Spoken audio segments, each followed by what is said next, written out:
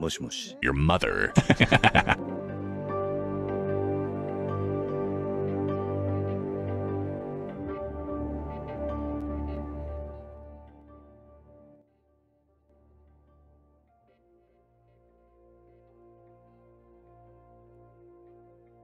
Well, hey! Welcome to the Three Addict Network stream. I am merrymitch, and I welcome you. Hoping that this here stream meets you in some high spirits, and that you're ready for a little bit of reading, a little bit of demon turf. It'll be a good time. We're going to finish up our story called Do Not Touch, that we were reading on Tor.com. We found last time that the main character of the story was a little down bad for his partner, Eugene. But hey, you know, can you blame him? They headed into a painting, because it seems that a kid had gotten lost in the museum that they work at. And when the kid got lost, the kid didn't just find himself hiding underneath, you know, a staircase or in an exhibit that is roped off. Instead, the kid found himself inside of a painting, going through the painting and into the captured moment, you know, the captured feelings of the artist themselves. So these two people, Eugene and I am blanking on our other dude's name, Lane. There we go. That was it. Eugene and Lane are workers at the museum, and their job essentially is to go get these people whenever they happen to wander into one of the paintings.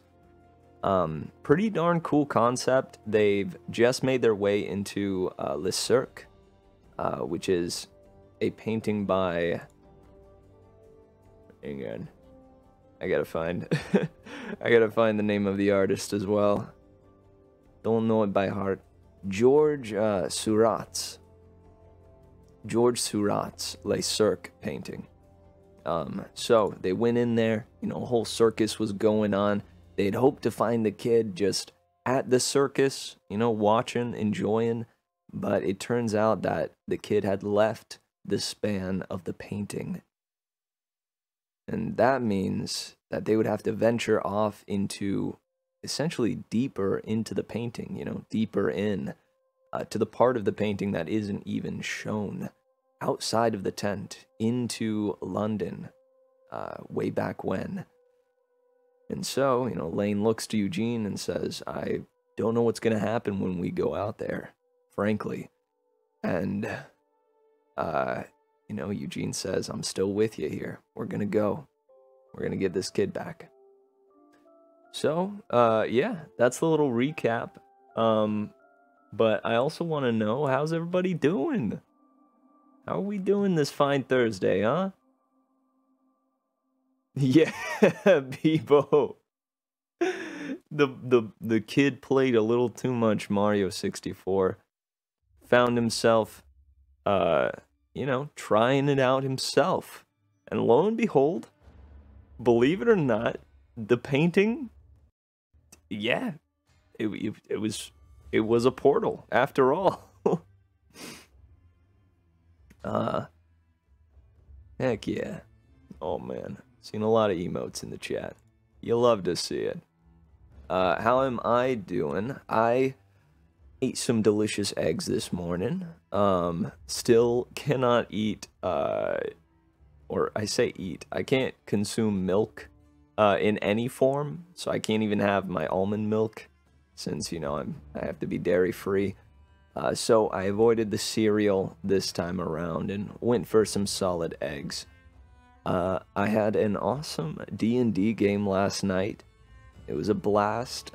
The crew finally made it to their destination after being stopped by the robot or the construct on the ship going haywire and attacking the crew, to that causing the engine to explode, leading to them needing to rebuild the engine, followed by realizing that the core of the engine had gone out due to the explosion, to them venturing out, trying to find a new power source, essentially just going out, walking across this great expanse of ice, with them being far north in the seas, to them finding a alien spacecraft that had crashed and was frozen beneath the ice, to them venturing through that ship, finding a, foreign fuel source that they believed might actually work,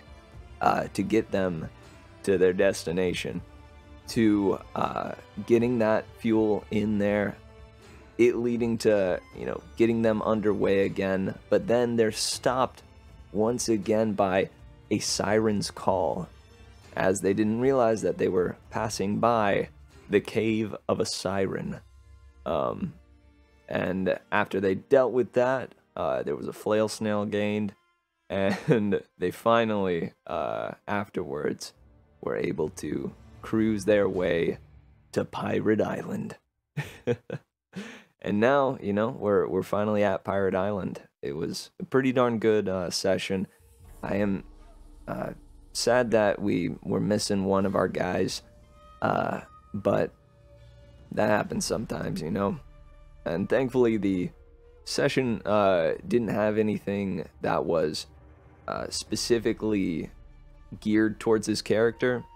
There weren't any big character moments for his character, I think, in that session. So if you had to miss one, it was pretty alright. Hey yo, what's up, Osai? Oh, what is the title? Ah, yeah, it's 3-Attic. I am merrymitch, and I'm about to read a little story for you. I see that you're new here.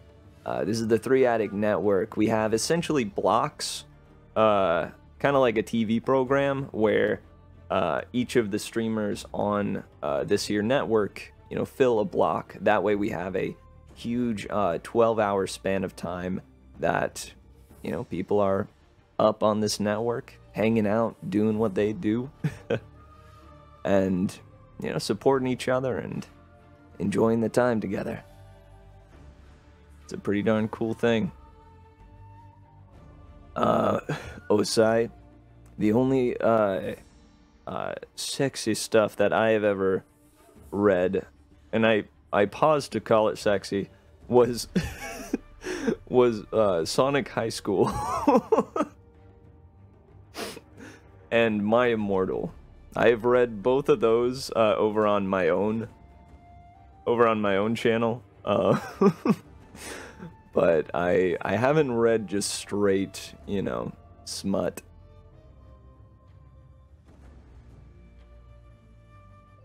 But all right, let's go ahead and pause the jams. I decided to go instead of the lo-fi deal that I usually have going. I decided to get some more like orchestral tracks for the background.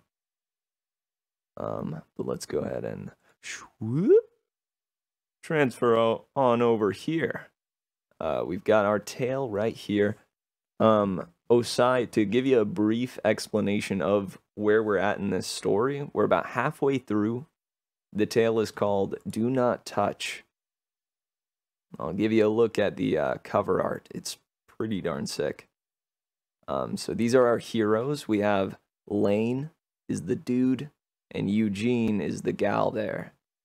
And their jobs essentially at a museum is to go into the paintings that certain certain people that go to the museum find themselves in.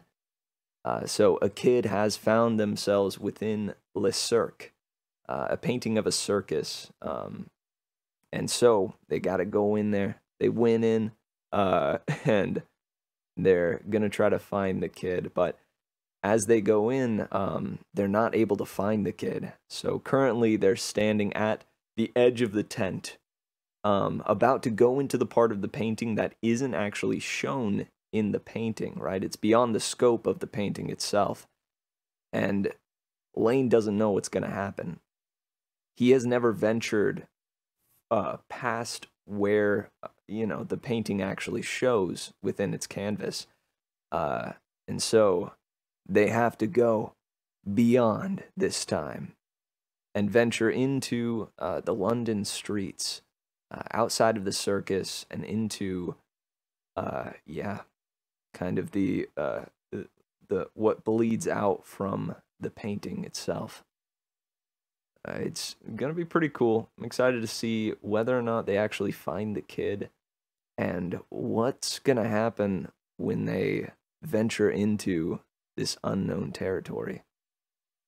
It's already a wild concept, but they're pushing it a little bit further here, where they're not just going into the painting, but now they're diving even deeper. Each painting, it's been said in this story, holds all of the emotion that the artist attached to it. So not only do you just get transferred into the scene that they have painted, but you get transferred into everything that the artist poured into it, And man, the descriptions in this story so far have been really, really cool. And I'm looking forward to continuing the reading. Let me see if I can load up some London street ambience. Oh, yo, this is perfect. It's called Victorian London.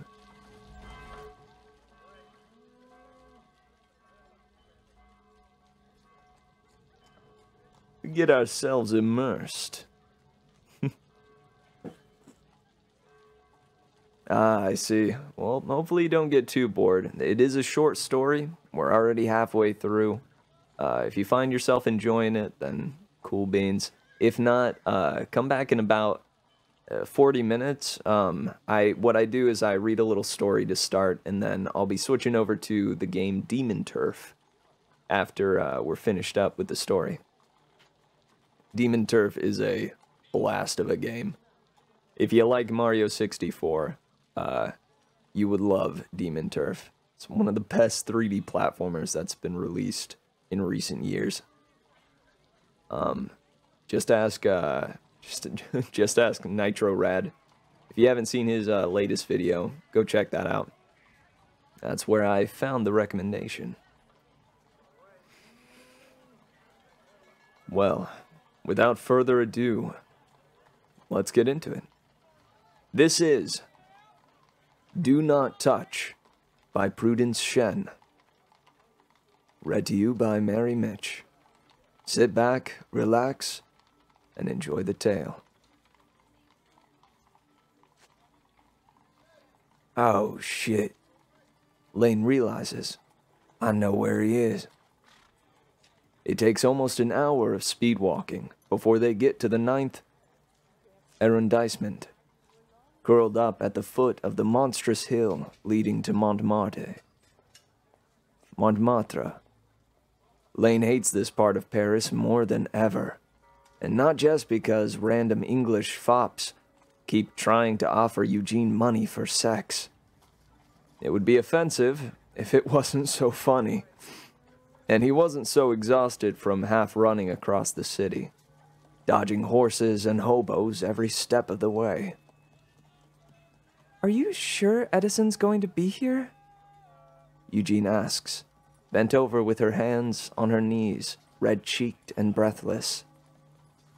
It's fetching, and Lane can't really blame the milquetoast trickle of attempted Johns that keep hitting on her, given both her flush and the provoking nature of her uncovered ankles. Scandalous. Dude, Lane is still down bad. Lane is so down bad. Alright, well, I feel like that's probably going to remain a theme throughout the story. Pretty sure. Pretty sure. Lane says grimly, and snatches her hand, hauling her up. Come on. Now I hate this kid, she tells him earnestly, as they head down the Boulevard de Clichy? Not exactly sure how to pronounce that. Is it Clichy? I don't know. If you guys know in the chat, please let me know. Lane can already see the lit-up windmill spinning in the distance, and they can track how close they are to the Moulin Rouge by how weird the prostitutes get. By the time they can hear the cabaret music through the streets, Eugene's bare legs are too commonplace to garner much attention. That's nice for her, but only prompts Lane to start having horrible mental images of poor dumb Edison getting sold for parts in the worst corners of Pigalle. The crowd around the place is impossible. An enormous jumble of absinthe-addled writers and painters and aristocrats and floozies of all orders rubbing delirious elbows. There's a person, gender unclear, sporting a fantastical ornamented hat, riling up the crowd and waving expansive arms toward the entrance, calling all comers. Lane feels Eugene sliding her arm through his, pulling him tight along her side as she frowns into the rabble.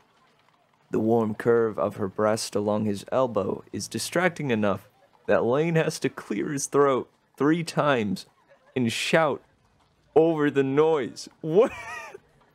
Dude! What?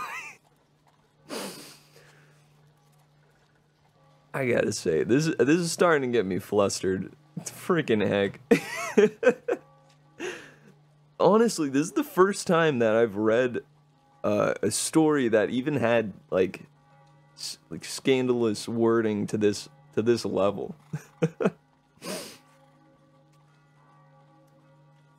But hey, you know, hopefully Peeps be enjoying it. Down bad. Bevo, you right. Down bad. Well, hey. I say we just leave him. And there's no way we're finding him in this mess. She shoves at him, playful. And when she tilts her head to the side, smiling up at him with a sparkle in her eyes, Lane feels his knees go a little weak. She says, "If he's here, I've got a hunch where he might be." Weak-kneed or not, Lane still had the fortitude to narrow his eyes. And where would this be? Eugene's grin just gets wider. Come on, it's out back. They then proceed to go to Outback Steakhouse.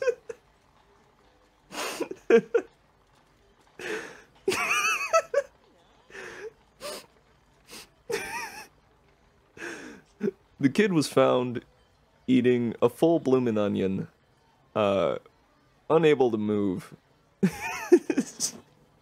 sitting in the booth in the far corner.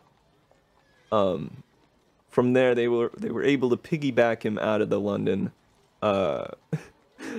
streets and back into the museum. She just goes, "It's Outback."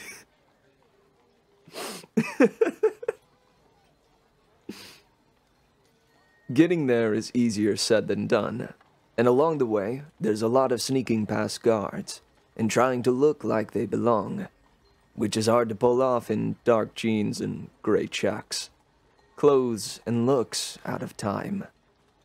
It also didn't help that apparently Edward VII is here, contributing a great deal to the overexcitement and the excessive numbers of people and shoving.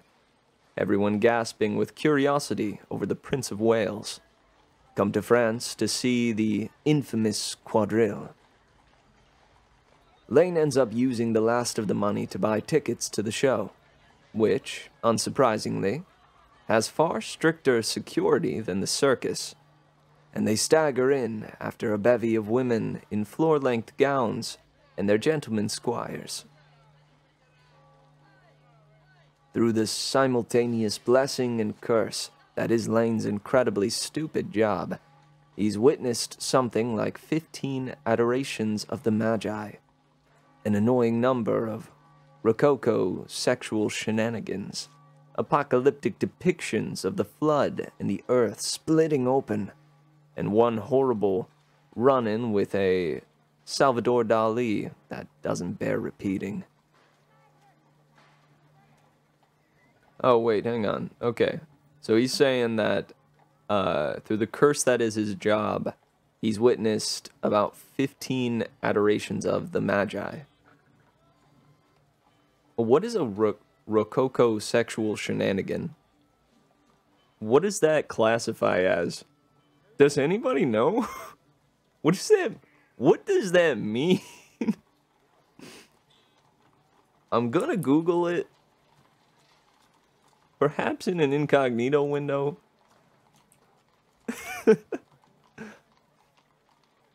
Let's see.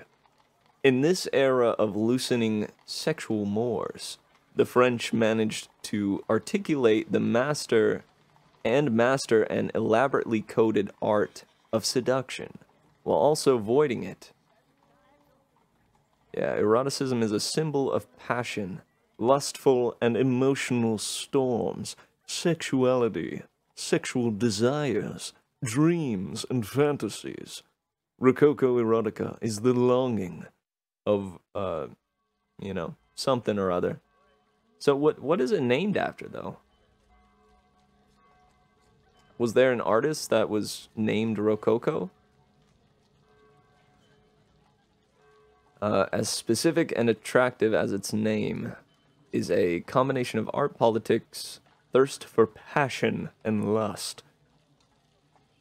Every of the above-mentioned keywords define the 18th century movement in art. Rococo, from the French word rocaille, rocaille,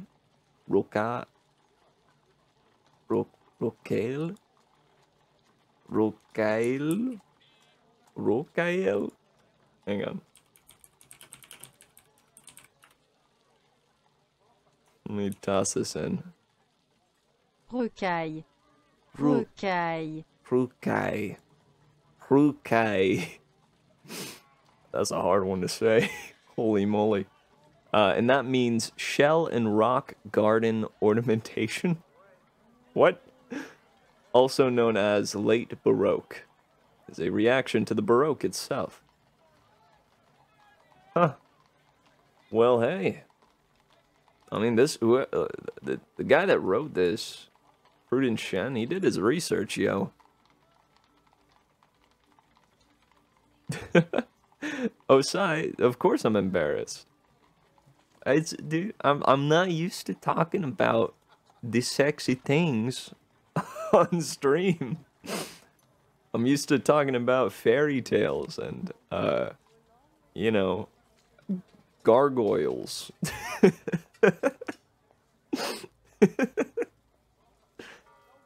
But hey, it's a good thing to mix it up, huh?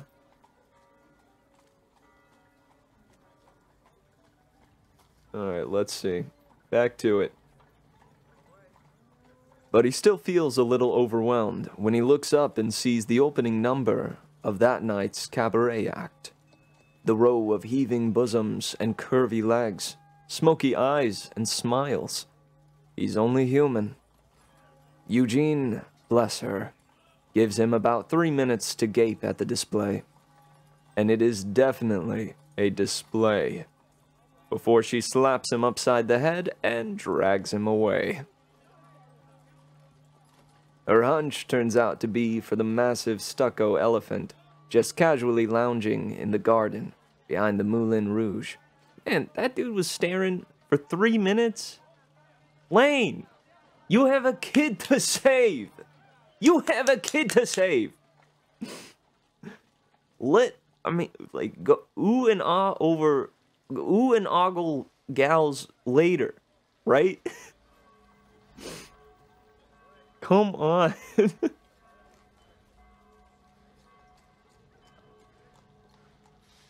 Dude, all I'm saying, like, I mean, you can give a cursory glance, but you got a job to do here, Lane. Come on. All right, her hunch turns out to be for the massive stucco elephant just casually lounging in the garden behind the Moulin Rouge, watchful next to a pavilion overflowing with its own set of dancers. He has a curled-in trunk and a long, suffering expression on his wrinkled face, watching over the crowded tables of patrons in the cool October night. "This is going to end badly," Lane says. "It's gentlemen only," Eugene explains, giving him a little shove toward the people gathered at the elephant's knobby knees. She smiles at him. "I'll wait here." "This is going to end really badly," Lane revises. I think we know his name is Edward, at least. That's about it. No, it did give a little description. It said that he was, like a small and scrawny kid. But that's about it, I think.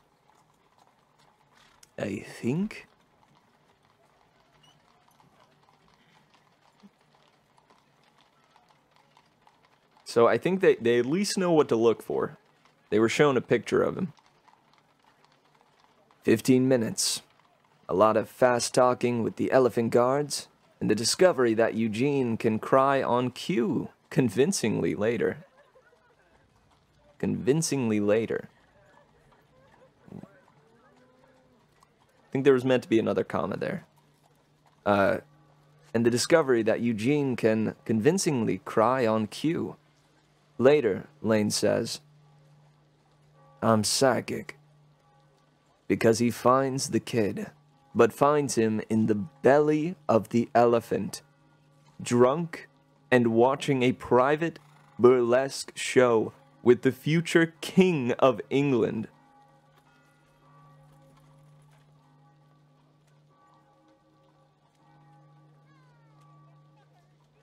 In shambles around them are a number of empty champagne bottles, some firecrackers, 2 men in suits passed out on a bench, and a dwarf in a ball gown.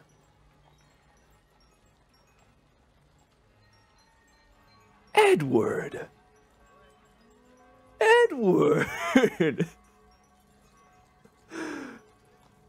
He's a legend! He said, this is a kid. He went in, saw this, like, awesome circus show with all this stuff going on, mimes, clowns, people doing flips on horses. And he said, nah, I know what's in this town. Give me over to that. Give me over to that, real stuff, huh? Dude, he's kind of based. Alright, so, let's see. Edison, Lane snarls, grabbing the kid by the back of his collar and nearly overturning a table of champagne glasses, fizzing merrily away. "You're dead." "Another American!" Edward VII declares, almost as red-faced as Edison. "There's no rush. You may join us as well. The madman is clearly, well, merely changing costumes." Edison, huge-eyed, stares at Lane. "She said she's coming back with a snake," he murmurs reverently. "Alexander James Edison," Lane tells him seriously. "Forget the snake. It's going to be a miracle if I don't drown you in the Seine on our way back."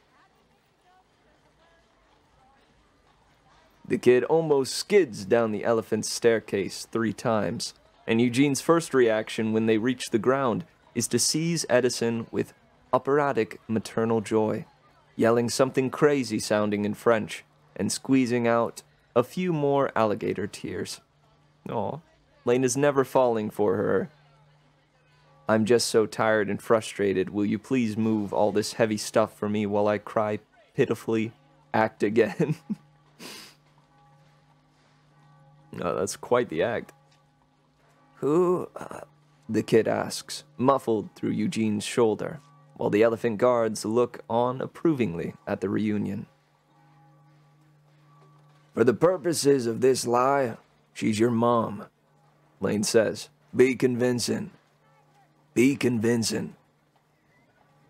Thankfully, squirming out of Eugene's grasp is totally convincing behavior for a kid his age. The guards just laugh and allow her to pepper them with grateful kisses on the cheeks, thus underlining yet another reason Lane hates his job and wants to be back on the other side of the painting, where Eugene doesn't pepper anybody with kisses while he's forced to watch bitterly. Dude, it can't go like 3 seconds without mentioning how down bad Lane is for Eugene. Thank you, Kingy, for the hydrate. Oh, wait. It is time for hydration.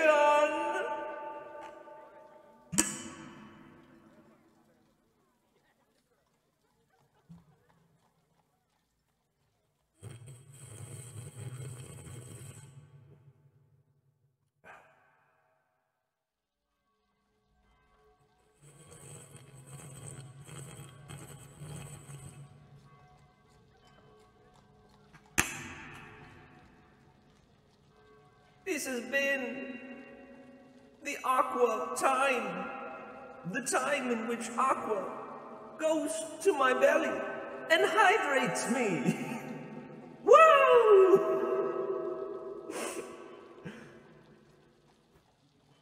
Thank you for redeeming hydration. This has been the portion of time where water goes to Merry Mitch's belly in order to hydrate him. Thank you.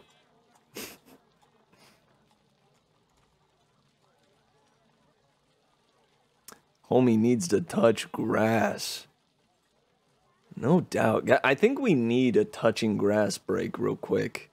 Are you guys feeling? Do you need a touch grass break? Here. I got us. I got us covered. Oh, man. There it is. All right, ready?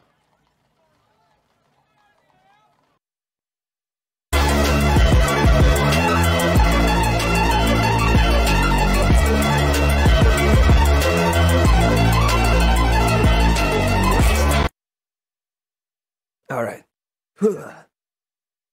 Nice. Grass break complete.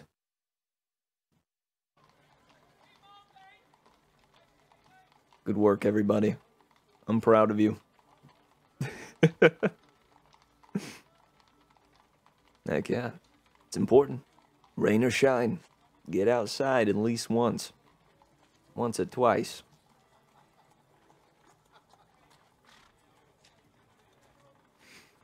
All right, let us continue the story.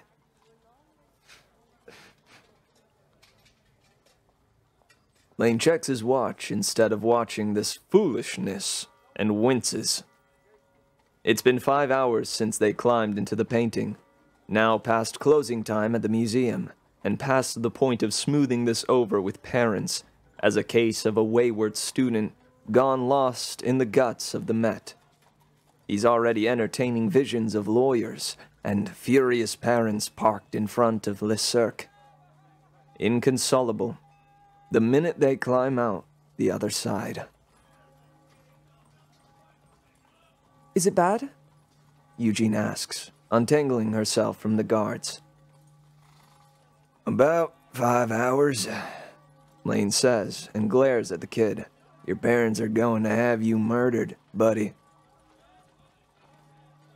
I thought you were going to drown me in the Seine, Edison says, snotty. Parents have ways, Eugene assures him, and peers into the kid's eyes with a thoughtful expression that melts into one of horrified amusement in under a minute. Whirling around to Lane, she gasps, "Is he drunk?" Lane covers his face instead of answering. There was this can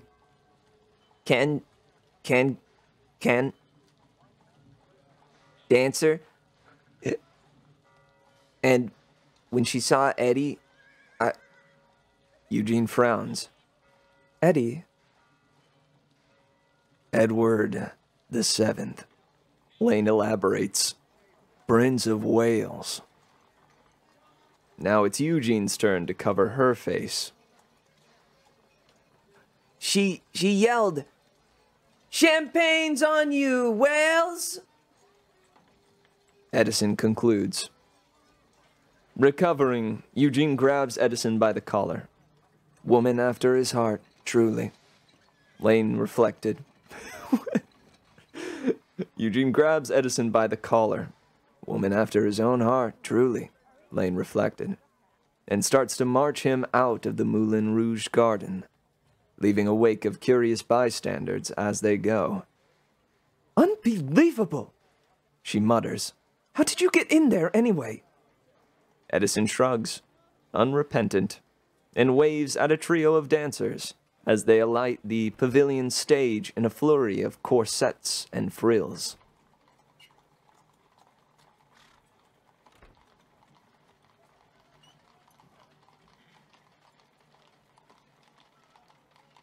I'm short.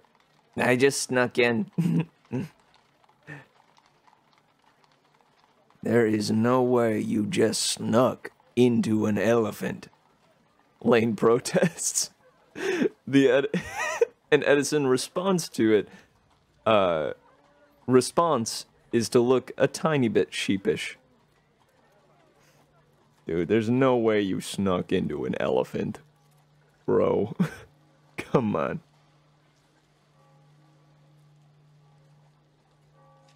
Eugene frowns down at the kid.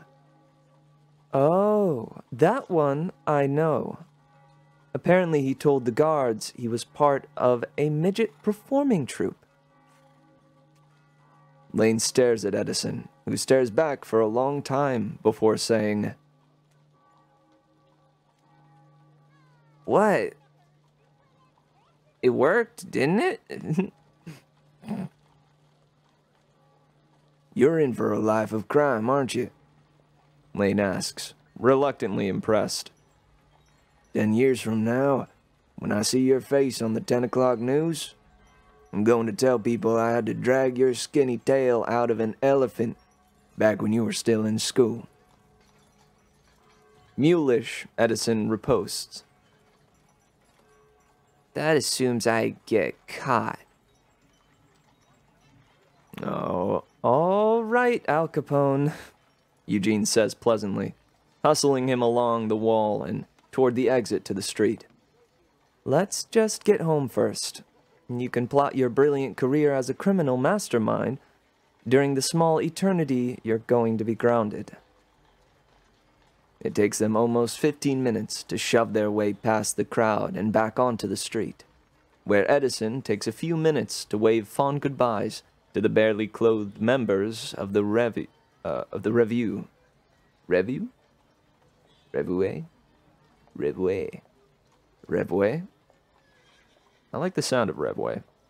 Revue, to whom his brief career as a fake dwarf had bound him in eternal friendship. Lane has a sudden, terrible certainty that this little bastard is going to be a repeat offender, and that no painting in the Impressionist gallery is going to be safe from his greasy preteen hands. What the hell were you thinking, anyway? Lane finds himself asking, once the crowds thin out, and they're walking down now thinly populated streets, meandering back toward the circus in the park. Most people fall through a painting. They freak out. they try to find a way to climb back out. About half of them are successful, too, which is good because it spares Lane the trouble of going to fetch him. But bad because then he has to spend ages carefully cutting security footage so that when the inevitable inquiry gets raised with the board of directors, the staff have something to point at while looking innocent. Still firmly in Eugene's grasp, Edison shudders. Clowns, he whispers. Clowns?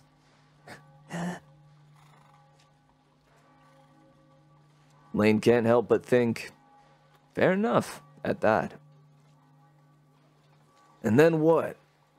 Once you were out of the tent, you decided you needed a few miles of clearance between you and the clowns? That was not Lane speaking. And then what? Once you were out of the tent, you decided you needed a few miles of clearance between you and the clowns? Eugene asks. Because as far as Lane has been able to figure, in the years he's known her, Eugene is scared of the peer review process, pigeons, and almost nothing else. The peer review process and pigeons. Snap. I feel that. What are the odds that Lane, sexually frustrated and bitter at the thought of having to rescue this kid multiple times, actually drowns the kid by the end of this story? Dude, what a twist that would be. Honestly, I didn't expect it to get this, like, erotic, so if it takes a dark turn, I wouldn't be too terribly surprised.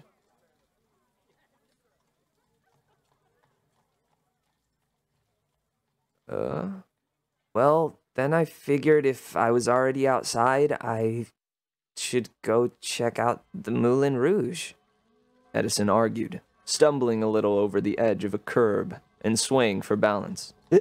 My sisters made me watch that movie like 100 times. Lane remembers Edison's starry eyes in the elephant boudoir? In the elephant boudoir.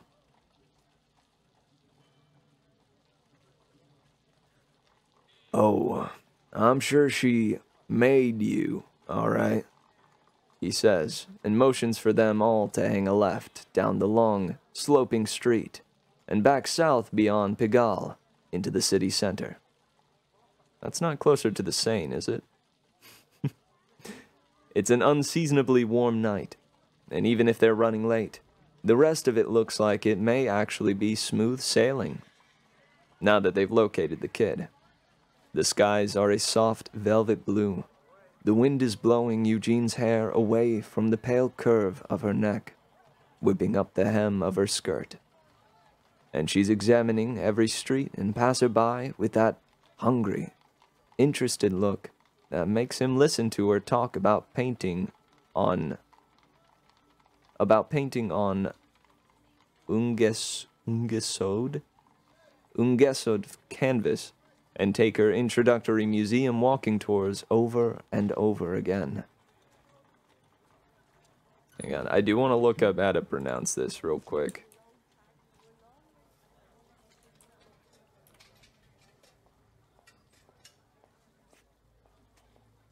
Ungesod board. Pronunciation.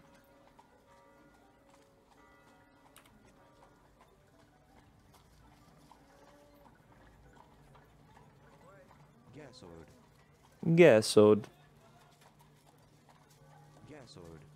Gesod. So ungesod. Ah, nice, nice. It's a house. Nice. Hey, thanks, Emerald. I appreciate you letting me know. And it's a primer for the canvas? So you're painting on an ungessoed canvas, so an unprepped canvas. Huh. Lane thinks that this would be the perfect moment to say something, to loop around to Eugene's free hand and slide his fingers between hers again, to smile down at her and make her explain Rembrandt to him. Edison, who is a life ruiner, thinks this is the perfect time to say, I don't feel so good. He doesn't. He feels so bad, in fact, that they end up stopping all over the place to let him hurl. In a bush, in a gutter, in the part of the Seine that Lane had been looking forward to drowning the kid in. The last round, they're finally at the park, which is good since Edison manages to nail Eugene's shoes. And at least, at the park, there's grass to walk on. Lane missed his chance. Which is probably for the best. You shouldn't walk barefoot outside. There's probably crack needles. Edison moans, lying down and using his school blazer as a pillow, releasing intermittent, feeble noises. You should consider that next time you decide to get hammered inside a painting you aren't supposed to be touching, and throw up on my shoes. And throw up on my shoes, Eugene replies, almost pleasant, and doesn't look up from where she's resorted to playing Fruit Ninja on her smartphone until the kid sobers up enough that they can flip him through the frame into the museum again. Plus, I think this is a pre-crack needle era, Lane adds. Sighing, Eugene asks, how much longer, do you think? Lane leans over Edison's miserable face.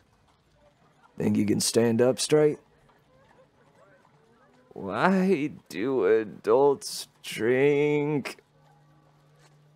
The kid moans in answer. This is terrible.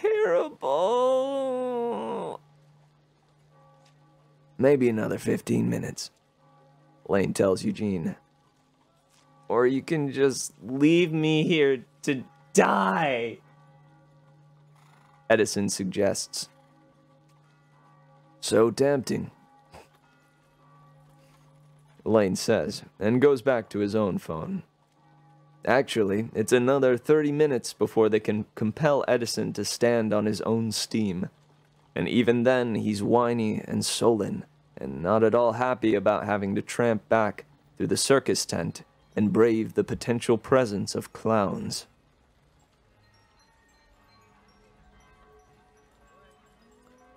It's a house with a purpose. A very specific purpose. Yeah. Yeah, it's a question that, if the kid was sober, he might be able to answer himself.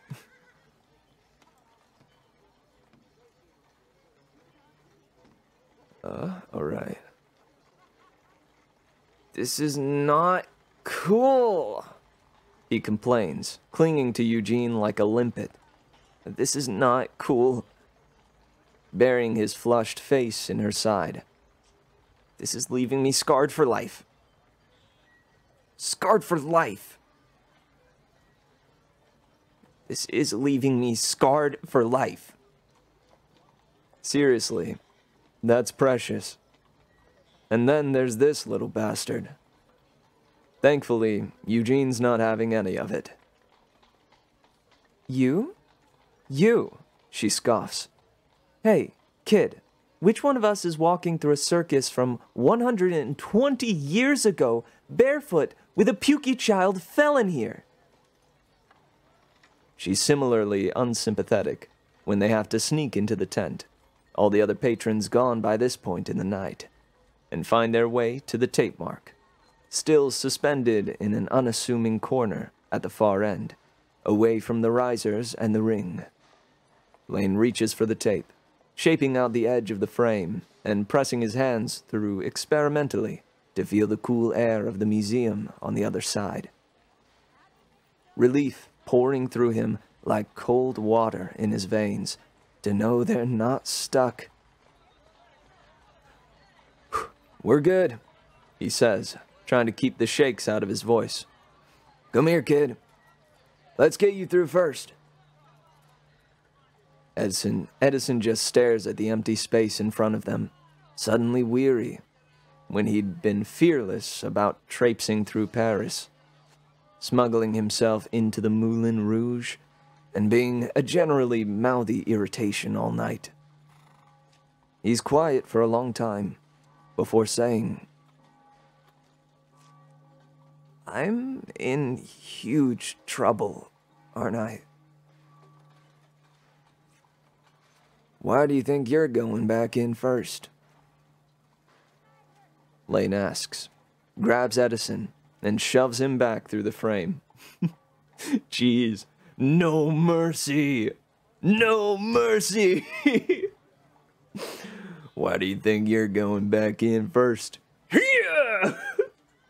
Yeets him through.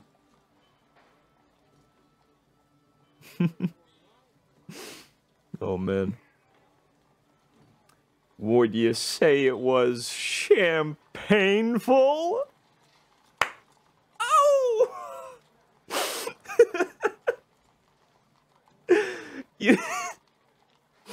Dude, that thing happened to me where you initially, like,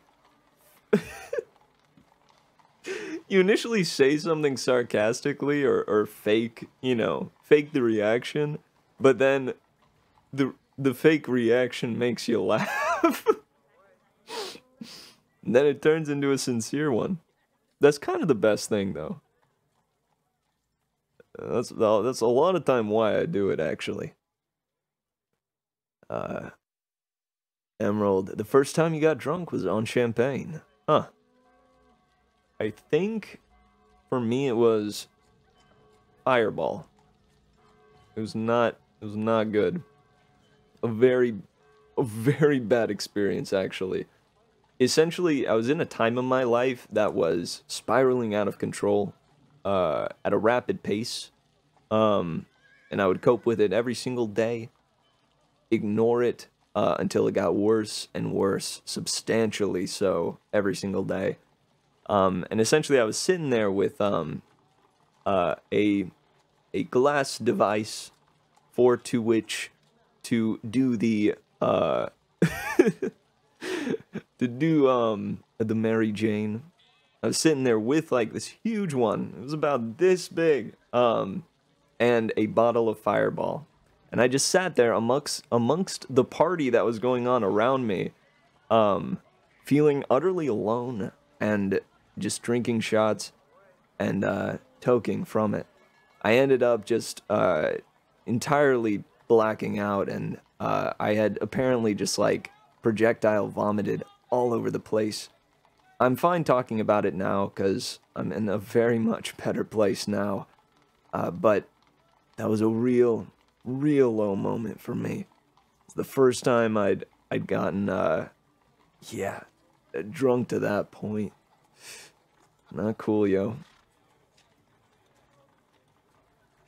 So when you guys choose to, indulge the vices and get a little intoxicated, get a little crunk, be sure to do it responsibly, okay? Especially if you're around 18 or 19, right? Go easy on it. Go easy on it. It doesn't make things all that much better. And I have found that the things that I would enjoy with, intoxicants can be just as much enjoyed without them. I don't mean to preach at you, but keep it in mind. I used to bartend, and when people would order Fireball, I would tell them how it's not legal to sell in much of Europe because it has too much propylene glycol to be considered a food product. Excellent. I'm glad. I'm glad that was the. I'm glad that that night ruined Fireball for me. Then, frankly, yeah, yeah. All right, let's see. Back to the story. I appreciate you indulging me on that little tangent. You know, it's good to get a little vulnerable with the community sometimes. Let you know them classic embarrassing embarrassing tales. After all, you know, once you get to be, I would say like even 23 to 25, everybody's got those kinds of stories. Be they more intense or less intense. All told, between the crying, the recriminations, the bawling out Lane gets from the head of museum security, the multi-page non-disclosure agreements everybody has to sign and have emergency notarized, it's almost midnight before Edison and his furious parents clear out. Lane makes a note to distribute the kid's picture to every dockant and the entire security staff first thing the next morning. They're not gonna let it happen again. And then it's quiet. The easy, comfortable kind, with the distant sound of the night watchman walking the medieval gallery.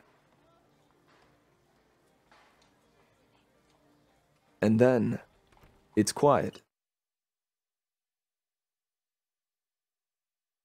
The easy, comfortable kind, with the distant sound of the night watchman walking the medieval gallery and the sculpture court, the labyrinth of rooms that make up the European painting collection. Lane has his coat on and his messenger bag slung over his shoulder, and no idea why he ends up back in the Impressionist gallery, except that Eugene went missing 5 minutes after they'd swanned back into the museum, and he thinks he already misses her in some obscure way. He's staring into the luminous evening of Sargent's Carnation, Lily, Lily, Rose, when he hears Eugene say, "This has always been one of my favorites in the museum, you know?" Lane looks over his shoulder to see her standing there in her dusty cardigan and bare feet, toenails painted the same neon blue as her panties, smiling at him. You were building up such a good setting. The moment was there. It was good. Did you have to mention panties? Come on. Granted, I guess that won't take all people who read it out of the story, but that kind of thing just like jolts me out of it. I don't know. Maybe I'm a little weird, but it does. It jolts me out of it. It probably has to do with my own expectations, you know? Anyways. This? He asks, pointing at one of the soft orange-pink lanterns lit up from within. Compared with all the other pictures here? Eugene tilts her head to the side, looking past Elaine to the painting. Something about that color. The color of the light, she murmurs, and slanting her eyes towards him, she asks, "It's funny. Why haven't we ever done it?" Lane almost swallows his tongue. Excuse me? Go explore, Eugene says, either exquisite in her obliviousness or an exquisite tease. She takes 3 steps closer, reaches out to the gilded frame of the painting, running her fingers along the whorls and flourishes. With all the pictures we've been in, and all the times we've had to go to that horrible circus, how come we never thought to do it? He holds his bag in front of himself, flustered. Because we're adults? Because we have impulse control? This time, Eugene turns so that her grin hits his full force, fingers lingering on the "Do Not Touch" plaque inscribed on the frame. Not that much impulse control, she says. Lane feels a little lightheaded. Are you serious? Her smile gets wider, and she curls a hand around the frame. Come on, she whispers. You don't have any shoes. Lane protests, but he's already reaching for her, lacing his fingers with hers the way he wanted to in Paris, in a way that's different than when they'd been running across the city. Eugene laughs and tugs him closer, saying, It's summer. It's a field of wildflowers along the Thames. And we aren't going to need shoes for what I have planned. Before she presses a palm to the canvas, and they're swept away.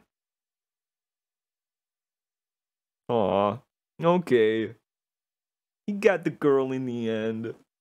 Or the girl got him in the end. I think it might be more that.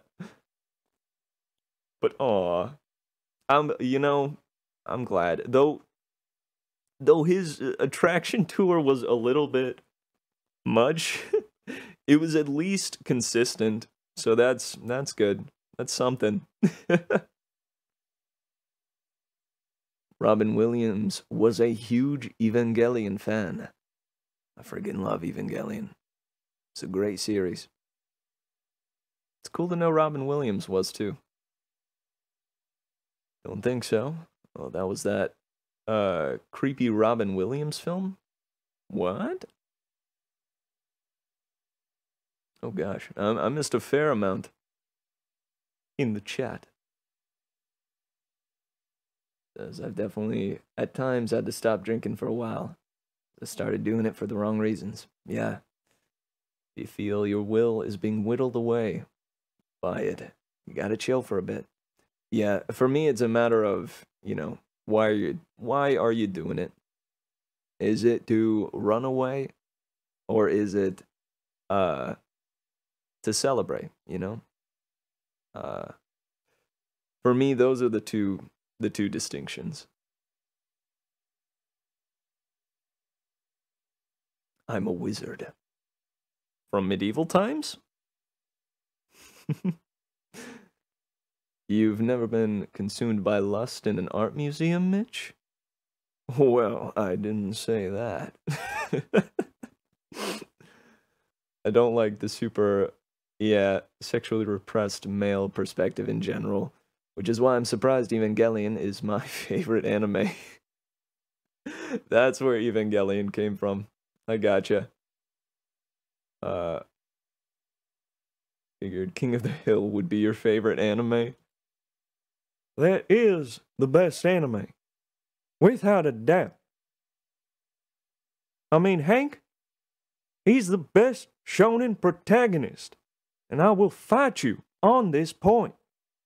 You hear? He's gonna be the next Hokage.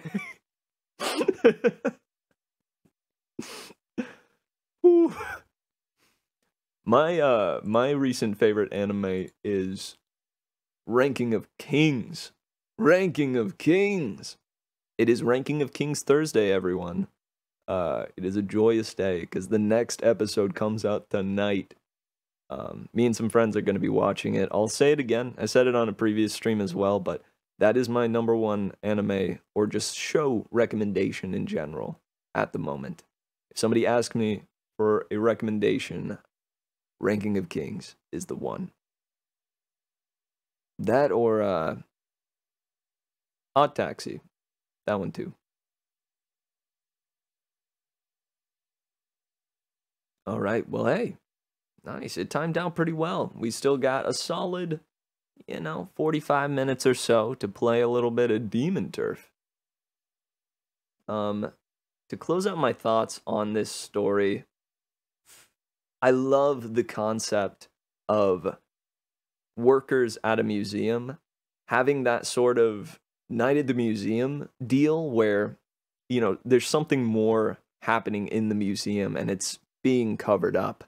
And only the people that work there closely actually know what's up with it. I love that concept. I enjoyed Night at the Museum thoroughly when I was younger. And the fact that they decided to go with paintings this time was great. I think that concept works really, really well. And to go even deeper with it, right? With the research done into the paintings that they felt would work best with this tale specifically, I'd be curious as to what the process of coming up with the plot was. Did they come up with the painting first? Le Cirque. Did they want to base it on Le Cirque, or did they come up with the kid getting lost within a painting first and ending up, amongst debauchery? I also really love the fact that he also included with these paintings, being able to go inside them. It wasn't just that you go to that scene. And I explained this towards the start. It's not that you just go to that scene. You go to that scene filled with the emotion and perspective of the artist themselves, right? So it's not an accurate historical representation.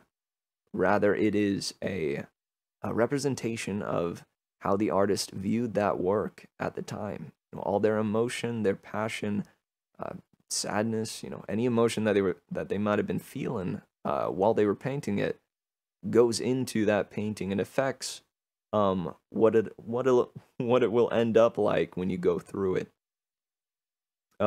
It's kind of cool that they leave it a mystery as to why this even happens as well.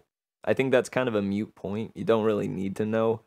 But it's kind of cool to speculate, like what causes one of these paintings to become a Mario painting?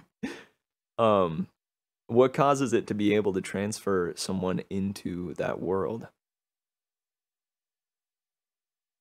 And this was edited by George R.R. Martin.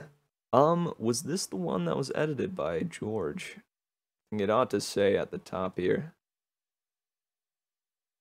Illustrated, edited by Callista Brill. I think it was a different one, an earlier story.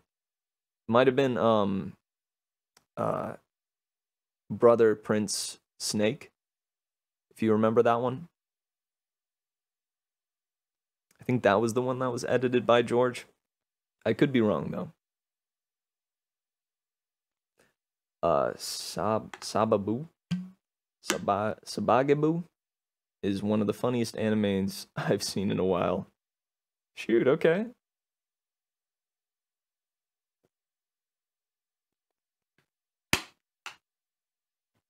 All right. Yeah, I think those are my closing thoughts for this tale. I loved the story. It was pretty simple, but the characters were well fleshed out, well established, and pretty fun to follow. Especially with the fantastical nature and pretty unique nature of the setting. I really enjoyed this one. I hope you guys did too. I will, and I'll also be shooting this to our Discord in case you find that you want to visit it yourself and be able to read through it again, or if there was a certain part of it that caught your attention that you felt would delight your eyes if you saw it once again.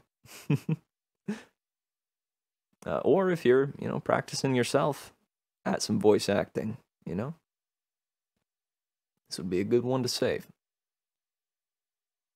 I'm also going to favorite it because this one was pretty darn good.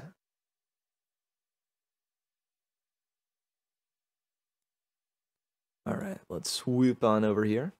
Hello! Yeah, I'm gonna get some Demon Turf loaded up and then play some games. Get into this here gamer time. Last night I beat a Binding of Isaac run. Currently I'm trying to get Boss Rush beaten with all the characters. So I got to the Blue Baby, and I beat the Boss Rush with half a heart on half a heart. Whoo! That felt good. It was after the D&D session too. So I just, you know, I was in a groove.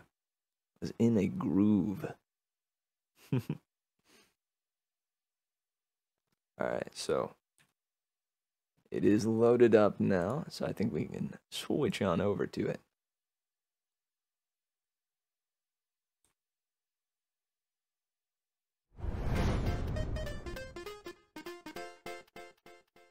Alright, nice. Alright guys, we ready to play some game? I know I'm ready. This game has been a joy and a half. I enjoy the speedrunning aspects. It feels great to play, and heck, we're gonna play some Demon Turf. We had just infiltrated. I forget what this place was called. I'm sure it'll say though in the titles. But we're in this kind of like red sandy landscape. And this track is groovy. It's time for a whooping. You're darn right. That's right, we were in the middle of an episode. Nice. Oh wait, it took me back to the start. Okay.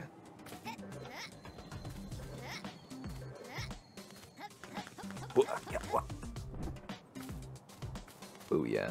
It won't take me too long to get back though, I think. Did it save my cheese? I keep calling it cheese, even though it is actually cake.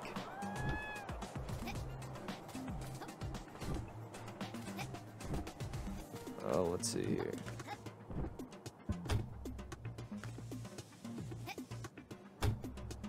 Ooh.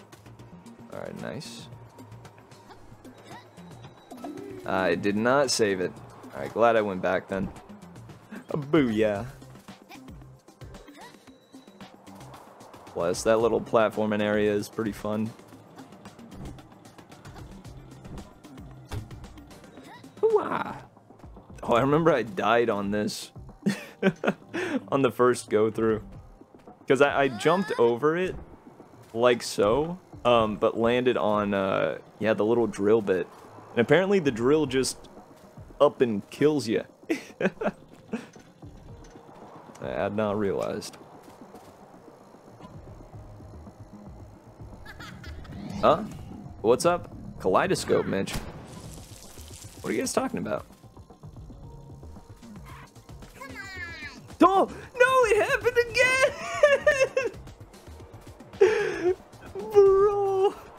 Bro there! Does it save the cheese? Let's see. Again, shoot. I know it's cake. I like calling it cheese. I don't know if it saved it. Also, I'm definitely messing with you, chat. I do I do know about the kaleidoscope. Here. I'll get it gone. I'll get it gone.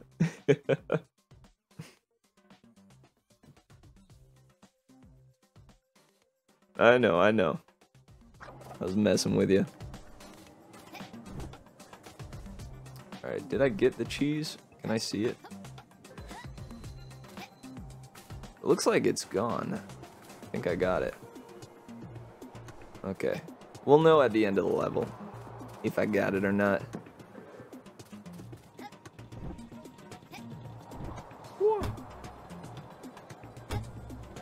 Hooah. Oh, yo, it saved it being busted open. Alright, cool. I won't run into the drill bit again. You know that saying, fool me once, become a bat. Oh no!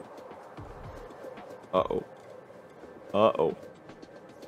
I am soft locked. No! I can't get back on! Come on, man. Well. Oh! Bro. Dude. This is killing me. I need to set actual checkpoints. I'm pretty bad about doing that.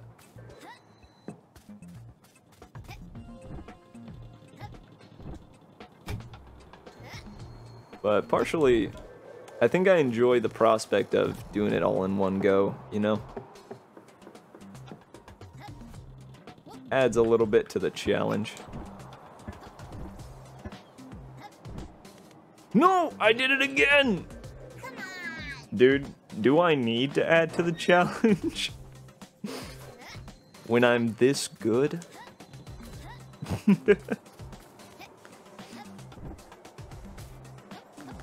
Hey, you pop.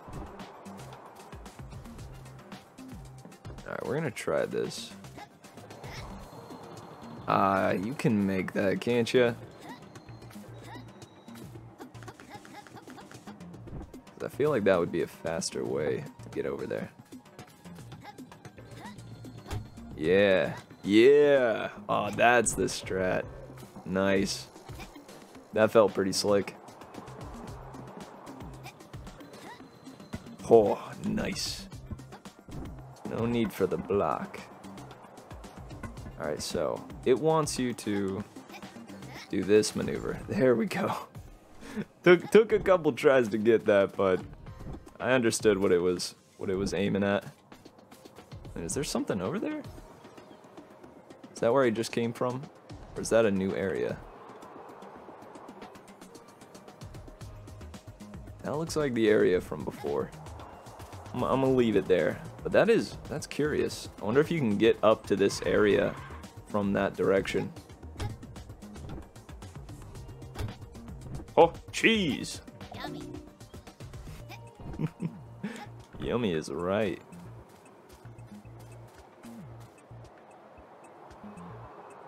Yeah, it wasn't exactly a soft lock, but still. So this is where I'd gotten to last time. I guess it doesn't save the checkpoints. It does not auto-save ya. Wait, where am I meant to go? From here. Can I go up? Seems as though we are scaling the mountaintop. Oh. Do you guys see where to go? Am I dumb? Do I jump to here? Yes? Yes, okay. Good.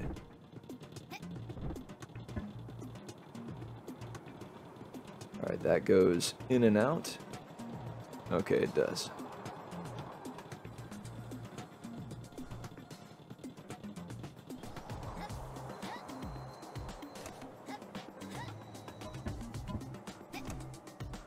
Well, thank you. Booyah. Oh yeah, I'm killing it now.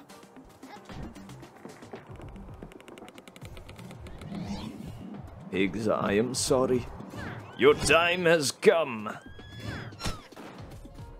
Goodbye.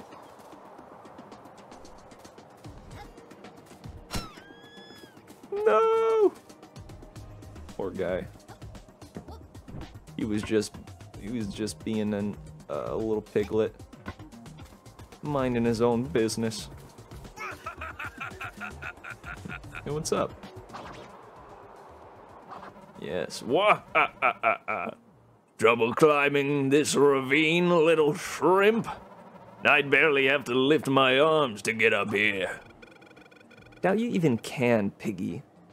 Went to the market a few too many times. You're a big boy. Real fat, greasy bacon. Big Chungus. Just an absolute unit, you know?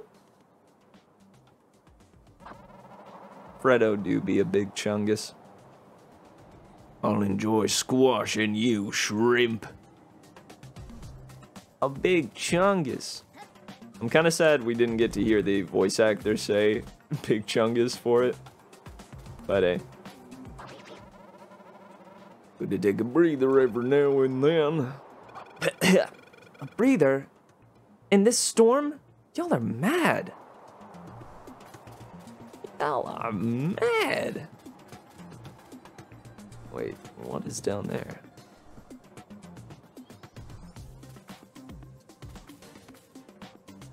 Can you break through that wall there? Hang on. This is probably a good spot to place one of these bad boys. I may be stupid in thinking that this is a thing, but I gotta try it. Ah, okay. Yeah. It was not.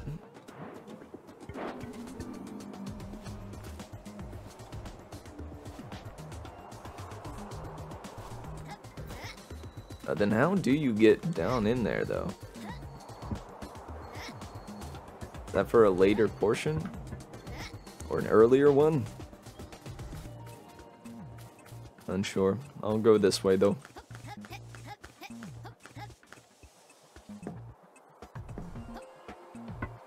Alright. No! Ah! Oh, you're kidding me. It doesn't even kill you. Oh, what a BM. Whoa. Is there cheese in here?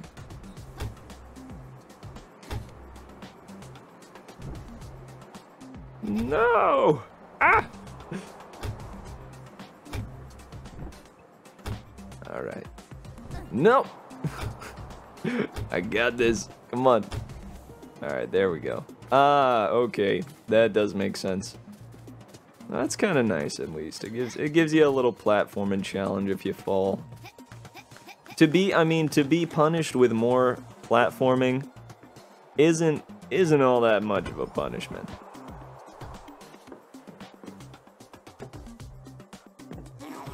What? Play that back. Play that back. Come on. Come on, game. I'm still going. Ah! Sorry, I wanted to see how far it would go. There we go. Just need to go.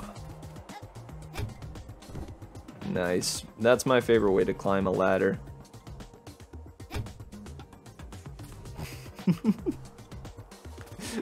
You guys ever climb ladders like this?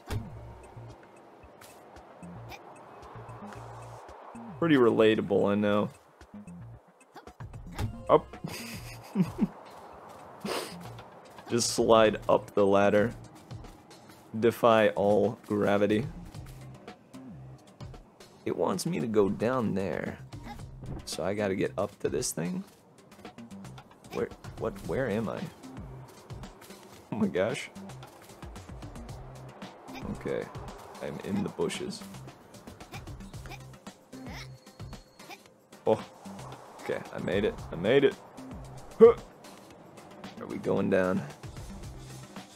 Checking this out. What does it want me to do over here? Oh, wishes for me to battle? Okay, I need to send this back at him, I think. Okay, gotta get him earlier, though. No, he dodged it, though. Come on.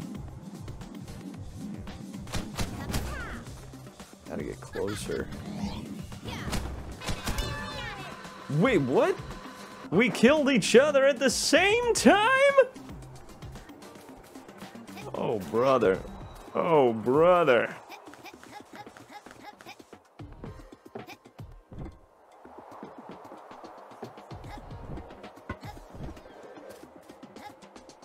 Up.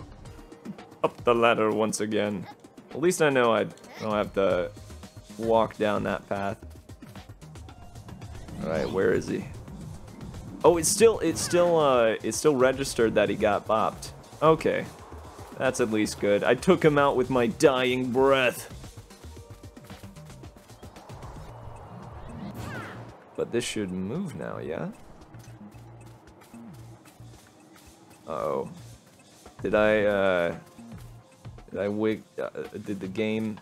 Oh, I see. Nice. This thing is shifted. For a second, I thought I had, I don't know, made the game glitch out because I had died as soon as I beat the dude. Oh, what's up? What are you doing up here? My guy. This dang wind! Agreed, brother. We have achieved the battery! Yes! Where's that third cheese, though? Where is the third cheese? The trophy time is 4 minutes. So here's my question. Do we, in this playthrough, do we just go through the whole game, not worry about times, and then play through it a second time, going level by level, trying to get the trophy time?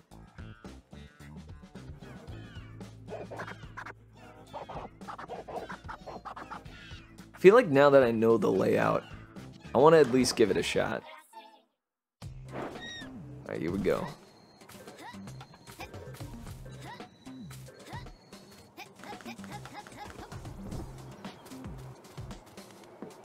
Alright, we're gonna take this approach again. No! Aw, nuts. Alright, we're restarting that one.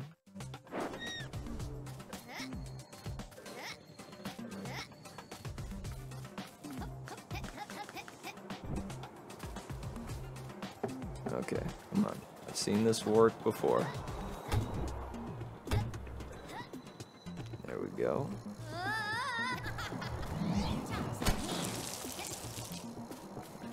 Bust that open. Rush across here. Uber jump it over. No! Oh, man. It didn't register that I was holding forward. Yeah. Now get on up here. Don't need to set a checkpoint. Go straight over.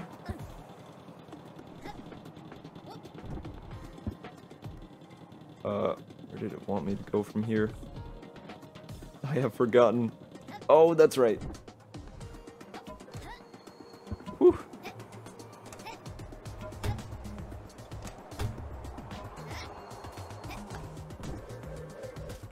Alright, now we're over here. Ignore the pigs this time. You may live, pigs. You're welcome.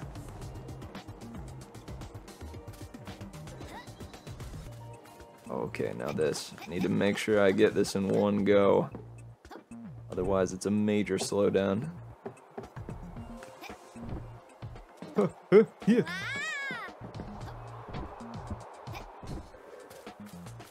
Alright, jump up the ladder.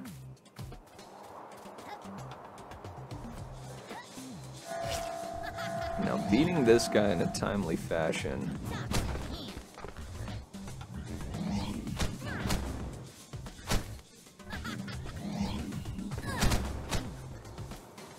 Come on, bro. Whoa. Okay. Apparently I got him. No, it registered it in the wrong direction again. Go, go, go. Go. Go, go, go. Alright, I don't know about that one. Did I get it?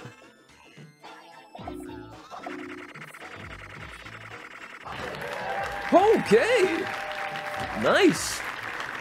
I did way better than I expected. Please, please hold your applause. Thank you.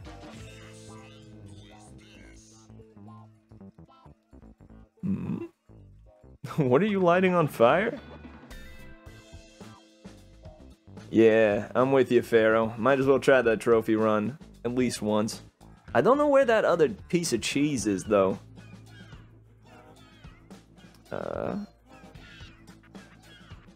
My service is so bad here that I can't see the stream at all.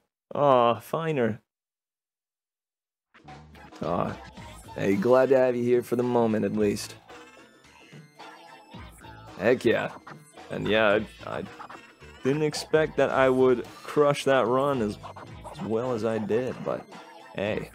I think it's because that first level was much tighter when it came to timing. But that's because that one was a little easier. They must have given a little extra leeway here.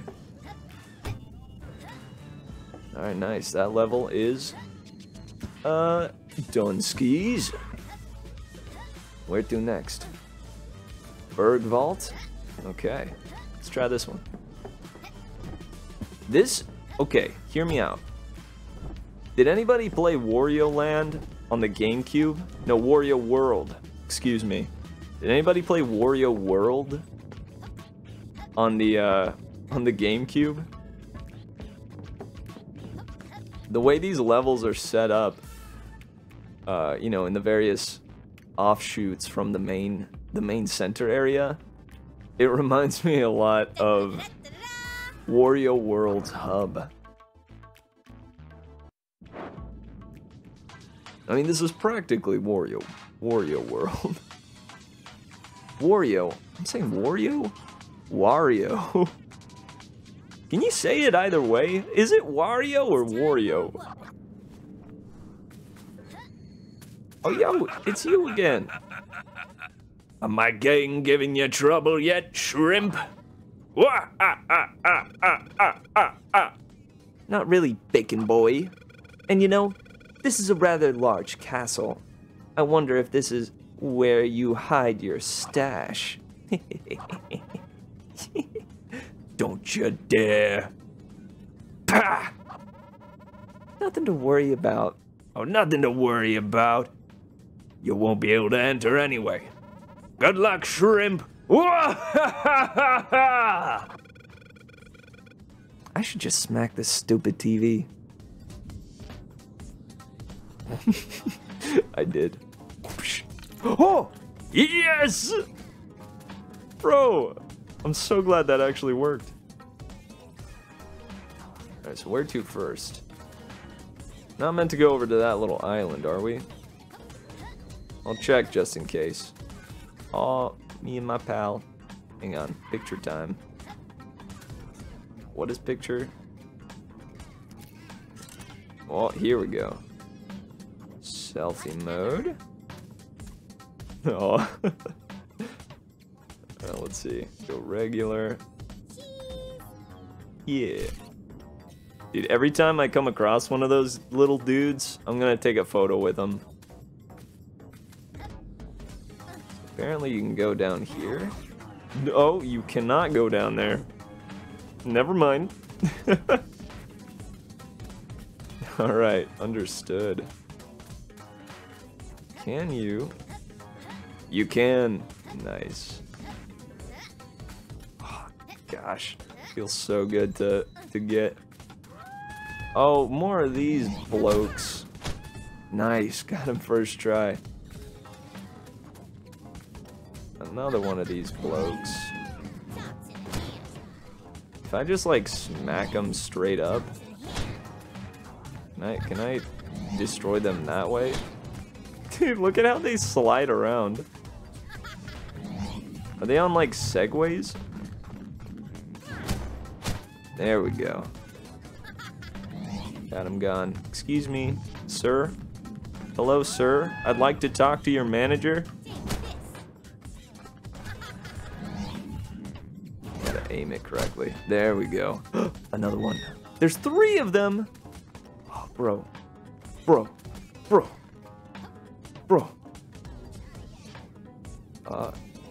Picture mode. Whatever.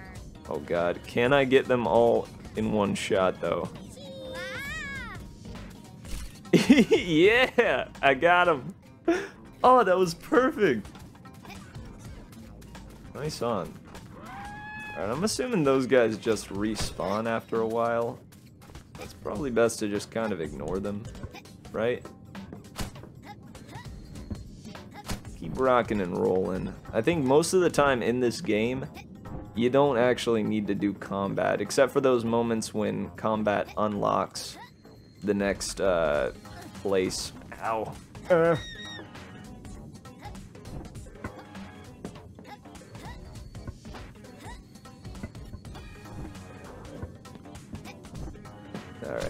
Looks like we're gonna have to go onto here. Alright, yeah. Just a crumbling platform. Nothing to bat an eye at. Something that does spook me here, though, is that... Oh, that was for cheese! Let's go. Let's go, cheese. What about over here? There's nothing over here. What is this for? Just for the lols. For the lols. Wait, am I meant to go in here? Oh! Oh, hey. What's up, peeps? Stop it right there, missy. Ain't no one getting past us. Oh, yeah? Watch me. We are? We're guards after all. Protection, protecting our stash. Probably shouldn't have said that, Stop it right there, missy. Ain't no one getting past us. Oh yeah, watch me. Aw, they have the same dialogue. How cute. No, you two were meant for each other. Anyone for a picture? Oh, nope. Hang on. There we go. I'll take a picture of the happy couple. Perfect.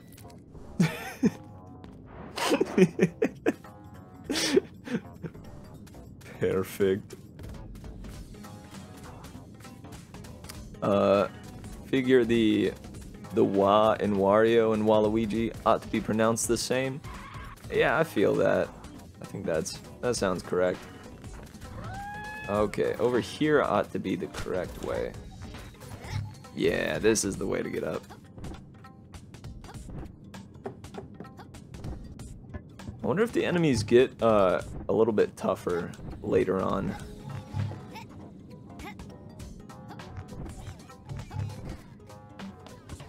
Because these ones are somewhat challenging, but they can easily be ignored. I wonder if there will be enemies later on that will either just be way harder to ignore, or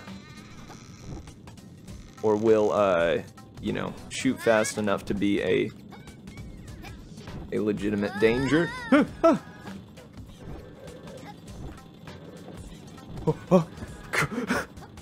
I was full on panicking there. I don't know how I made it. Thank goodness, though. For the live-action Waluigi movie? Is that something that's actually gonna happen? If so, they should get, what do we call, what was his name? Not Adam Sandler. This looks like a good spot. We're gonna save next to this person. Phew! That was quite the climb. I hope I don't trip and fall now. Man! I wish I could place those teleport flags like some Forktowners can. Yeah, I can. I can do that. But you can't. Oh, no, that's correct, Emerald. They need to get Brian. They need to get that Brian fella. Without a doubt. Okay, it's time to go.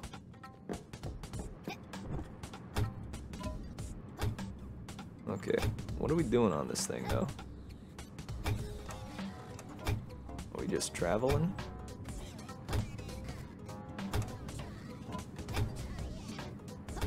Where do we go from here?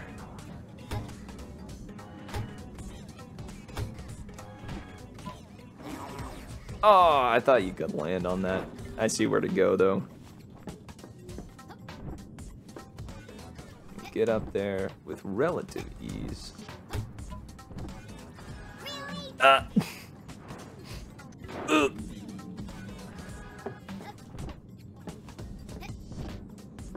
Okay, that apparently was not the point of entry.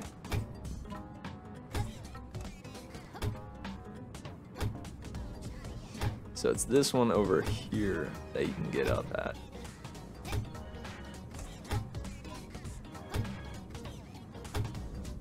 I gotta say, jumping, it'll be a fun time here. Hey! I made it up. Aw, yo. Remember those thwomps in Thwomp's Fortress that come out of the walls? Yeah. Yeah.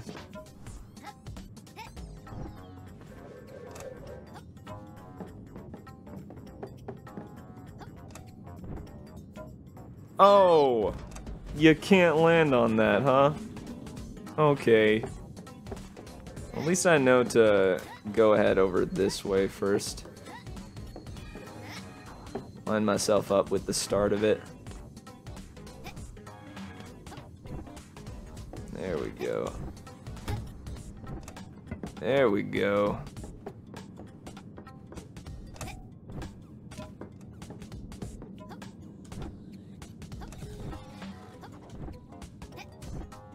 Alright, easy peasy.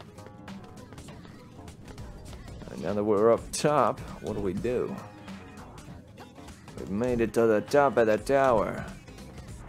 Ah, Geronimo! Not Geronimo. Not Geronimo. Geronimo! No. Yeah, yes to Geronimo, but only to here, right? If we fall down that way, we will explode. Be sliced to ribbons. Oh, I see what's happening here. We need to... No! There. There. Alright, I'm gonna set another checkpoint once I'm up there.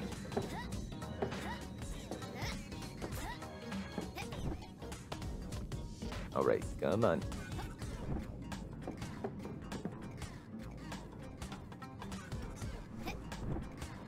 Whoop.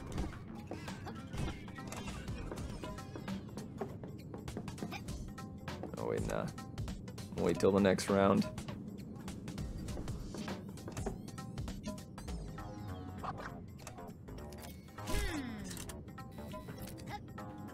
Time for a quick picture.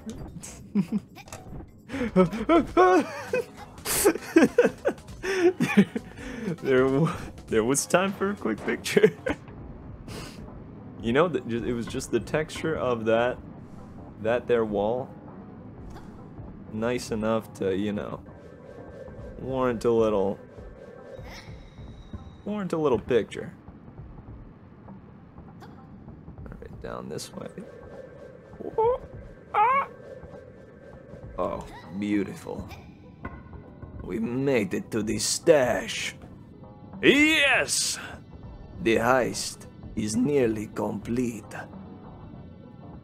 Do we have a man on the outside? Who's that guy? Boogie? The green fella with the beak. I do forget his name. We need him with the escape car.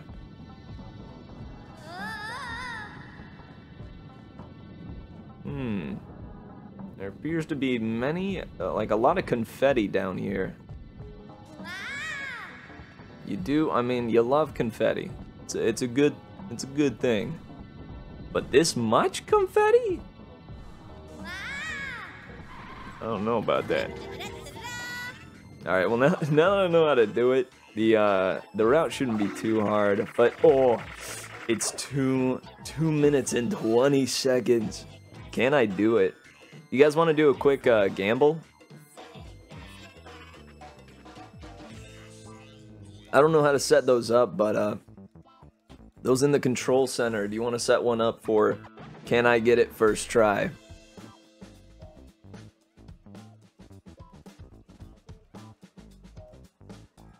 It'd be kind of a cool thing to end the stream with. Will I get this first try?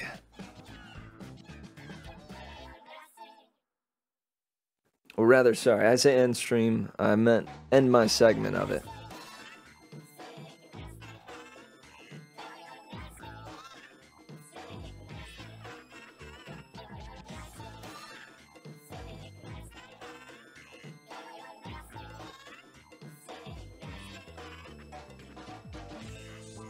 It gives me some Splatoon vibes, this track. You feel me? Oh, the record scratch!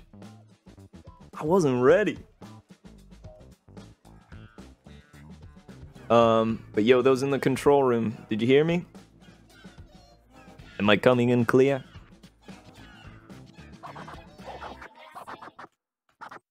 This will be a little speedy run. You know, gotta get to it speedily. Nice. Hey, thank you. I appreciate that. And I don't know if there's a way for like me to do that. I think I just need to be modded, right? Which I might be. We'll figure that out later after the stream. But thank you seriously so much, guys. Will I get it first try? Feel free to gamble your points. See if you can garner some sweet, sweet 3-addict clout. Alright. I'm gonna give it my best shot here.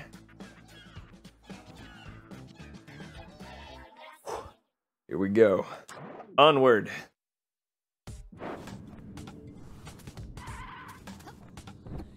Oh god.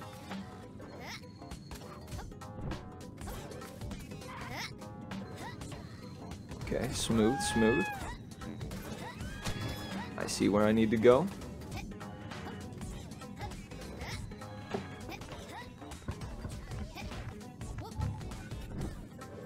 No! Ah, what a blunder.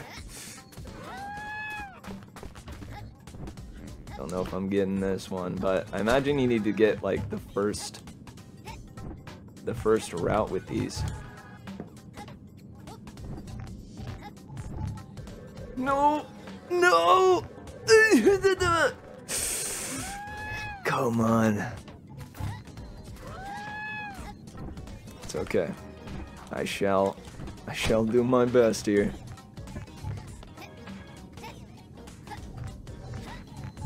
That's the trick. Nice, the triple jump.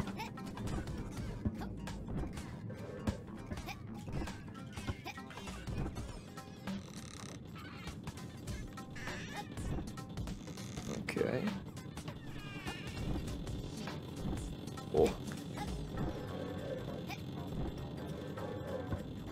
Okay. I'm up. Probably won't get it this round, but you know, at least know the level a little bit better now.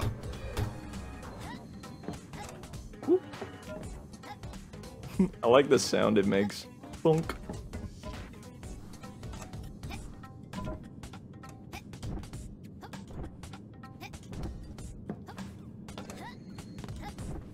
Alright, Geronimo! Alright,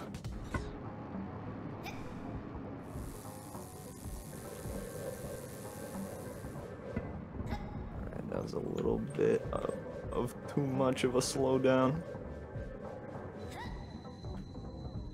Alright. Oh, we made it! We made it! How'd we do?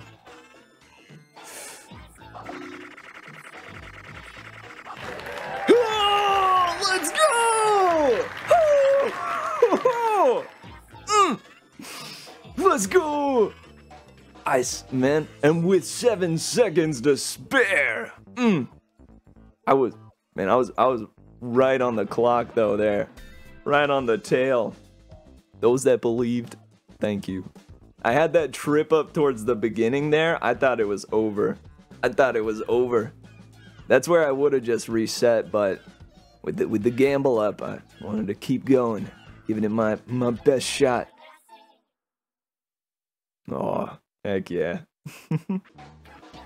But man, that feels good though. I'll want to come to this level later on to find all the cheeses as well. But nice. That was first try. Whoo! Excellent. Yo, that's so sick. Man, that seriously is so hype. I didn't think I was gonna get that one. And now it's time to call my little segment. Give me just a sec to turn off Demon Turf and the cute track, the cuteness of the track. Subtle Master of Disguise reference there for all you Master of Disguise fans. All right. Well, hey, thanks for hanging out today. I so enjoyed finishing up Do Not Touch. That story was a lot of fun. It was a little bit sexier than I had thought it would be. It had a lot of fun moments, and it was a delight to read to you. And with Demon Turf, we found out that, you know, with these little challenge runs, the trophy runs, we can, do a little bit of gambling. Give you guys something to do in the chat, and give me all the more reason to do my best. I love you guys bunches. I've been Merry Mitch, and stick around for more 3-Attic. I think we got my buddy Couch next. He's awesome, so hang out with him, yeah? Stick around, and yeah, remember to take the merriment that we found here together today. Let it set you at ease as you go forth with your goings-ons, and let it carry you into tomorrow. I've been Merry Mitch. Farewell for now. I'll see ya on Sunday.